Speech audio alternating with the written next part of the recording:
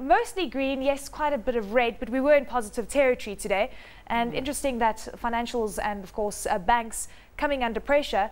Yesterday, they had a very positive day. Yeah, I think markets around the world are mixed at the moment. We obviously know the EU summit that's happening today.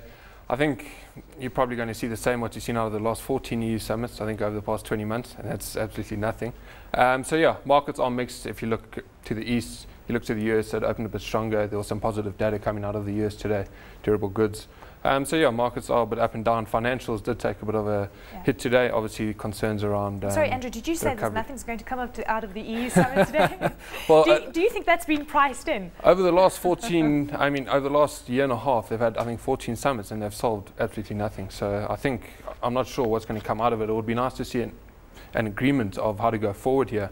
But yeah, whether they can come to an agreement, that remains to be seen. Let's zone in financial 15, as you can see, we mentioned earlier, down 0.5%. It seems that banks haven't done very much since 2008 or so. Earnings haven't come through. We've had the National Credit Act, and then we had the crisis, and then there was worries about regulation coming to the fore. When are banks actually going to start recovering? Jeez, I hope sooner rather than later. I know that Cabinet Asset Managers got into banks. Are you still holding on to your stocks? We do hold on to, we are overweight banks at the moment. Obviously, concerns around the recovery, that's going to hit banks first, and that's what we've seen at the moment. But banks are priced very attractively. I think they're sitting on price to, if you look at the big four banks, they're sitting on a price to book of around 1.5, where historically it sits normally closer to 2. So there's a bit of upside there when the earnings do come through.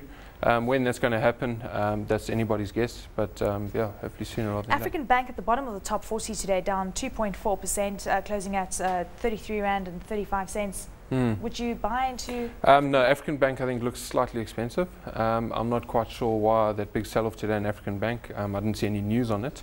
But from our perspective, definitely wouldn't be looking at the micro lending African Bank at the moment. And of course, First Rand also down extensively today, down around 2%. Interesting though, Sasol was down 2% as well. We saw the Brent crude price coming under pressure. Again, we're starting to see fears emerging from China. I was looking at those iron ore prices today. It's quite scary what's happening. We've seen quite a big slump. There's a big concern with regards to demand coming through from steel mills in China. Definitely. Sasol, I think also what weighed them down, they were underweighted by Morgan Stanley, so I think that would have affected their share price slightly. But yeah, there are definite concerns coming out of China. Kumba iron ore, obviously with the iron ore price coming down, we saw Kumba down quite sharply today as well. It's about 1.5 or closer to 2%, somewhere around there. So yeah, there's definitely concern around there, and then hence you see the gold stocks popping their heads up again, and platinum stocks, you know, when risk off trade back on the cards again, and you know, where do you go? But everyone runs to gold. Interesting. I've been watching these retailers. We know that retail sales came out far better than most had expected. We've got Woolies still gaining ground, up 1.5%, Truworths up 1.4%, and it's actually been a trend that has been emerging since late last week, in fact. How much more legs does this retail rally have? Because retailers, they're being expensive, but they're still rallying. Retailers have been running for a long time now. It hasn't just been the last couple of weeks. I think it's been the last couple of years. Yeah, if you look at all the retailers, your food retailers, your soft retailers, even your hard retailers, they're all trading on PEs in excess of 20 times. When you look at it through the cycle earnings, they're very expensive. We definitely don't like them. How much longer can it go? Markets can be expensive, and they can continue to get expensive. As we know, they can be cheap and continue to get more attractive. So again, I mean, it's anyone's guess as to when this rally will end. You mentioned the platinum sector. Just touch on Lonmin, because Lonmin's had a fantastic week so far. We know that there isn't a lot of liquidity in the stock, so perhaps moves are slightly exacerbated. What is your platinum play at this point? Our platinum play, we don't hold direct platinum at the moment. We hold Anglo American, and obviously Anglo owns about 80% of Anglo Plats. So that's where we get our platinum exposure through. We do, Anglo Plats is definitely our choice of platinum mine at the moment. They've got fantastic assets.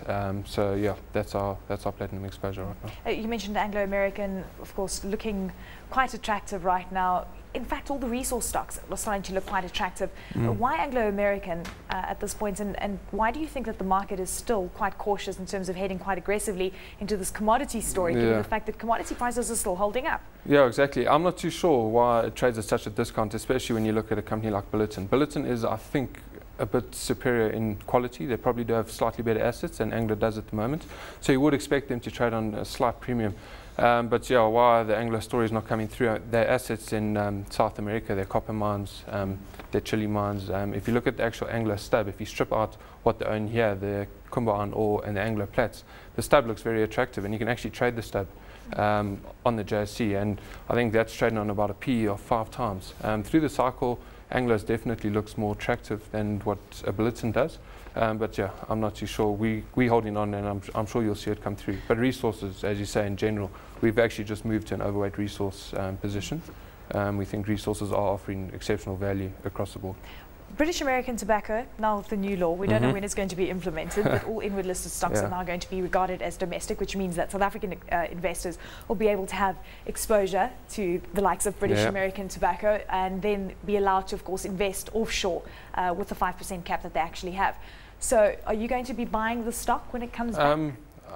Sure. It's a bit early to say that. We haven't had a very good look at it. But British American tobacco, I think it's a fantastic story. This is a defensive stock. It's got emerging market exposure. It's got excellent brands. It's got a good, what you'd call an economic moat. I think it's got a fantastic economic moat around it.